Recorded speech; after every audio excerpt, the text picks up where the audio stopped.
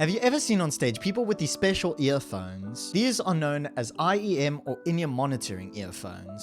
And today I'm going to explain why I daily drive a pair of in-ear monitors instead of consumer earphones. Hi there, my name is James Mitchell and welcome to my channel where I do music equipment reviews and covers once a week. So first things first, in-ear monitors are made so that musicians can hear themselves while playing live and work as earbuds to protect their hearing. So with that comes our first two advantages. Number one being isolation. Because they are made to block out sound, they have very good isolation, so you won't have to pay extra for active noise cancelling. And our second advantage is accuracy. These earphones give you a much more accurate picture of the sound you are listening to, due to them having special drivers inside of them called balanced armature drivers, which are more accurate drivers than what you would get in your standard consumer earphone. And as well as that, they have a few technical advantages too, which I'm not going to delve too deeply into it. And the rule of thumb with these earphones is that more drivers are better, but this isn't always the case. The reason more drivers are generally better is because each of the driver deals with a specific frequency so that you get a much more accurate picture of the sound. And the reason you would want a more accurate sound is so that you can hear the way that the producer intended for it to sound, thus giving you an extra layer of added creativity. Another advantage is the over-ear design, and a snug fit inside your ears is good for all sorts of scenarios, whether it be working out, gaming, playing music, or even producing like I use these earphones for. Another very good upside is that the cables are detachable, allowing you to replace them if they break, so you won't have to sit down and solder broken cables the whole time so that your earphones will work. Now I know what you're thinking. This sounds good and all, but what's the pricing like? I won't lie to you. These earphones can get expensive. In fact, the most standard in-ear monitoring earphones that people buy is the Shure SE215s, which cost around 2,000 Rand. What? But don't worry, I can help you choose the right affordable ones. So the ones that I use are from a Chinese brand called KZ, with the model being the AS06s, and they cost around 850 Rand or $50, probably including shipping, which I won't lie is pretty pricey, but don't worry, there are cheaper options. The KZ ZSTs are 340 Rand, roughly $20, and they work very well. However, there are some sacrifices with the cheaper option. There are less drivers in each earbud, with the ZSTs having 1 per ear and the AS06s having 3 per ear. The second sacrifice of the cheaper KZ ZSTs is they aren't as isolating as the AS06s. And in fact, that was the first thing I noticed when I upgraded to the AS06 model. Now, let's talk comparisons. In my past, I've used Philips Studio headphones, which are incredible for everything I needed, but those broke and I needed a good replacement. And since I was joining the local Hillsong worship team, I needed in-ear monitors. So I started on the Shure SE215s. And I'm not gonna lie, they are quite overpriced for what is out there. They have only a single driver in each ear, but the very good pro about it was that the swivel fit made it really easy to put in your ear. Then I moved on to the KZ ZSTs, which are brilliant and much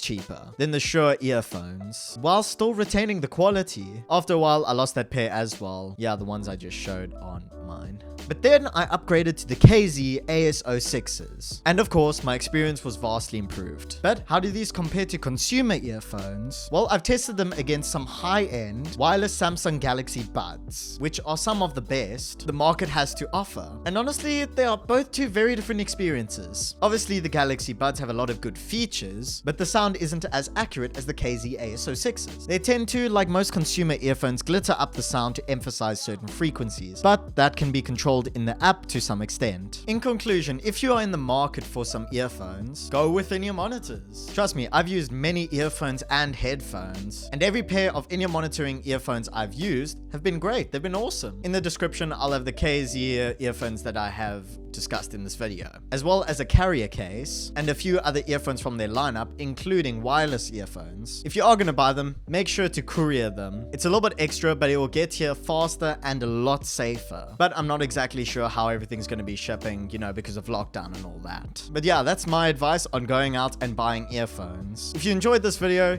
give it a like, comment what you liked about it, and subscribe for some more content. Next week, I'm going to be doing a collab cover, so stay tuned for that. But anyways, that's been me, James Mitchell. Stay safe and look after each other. Peace.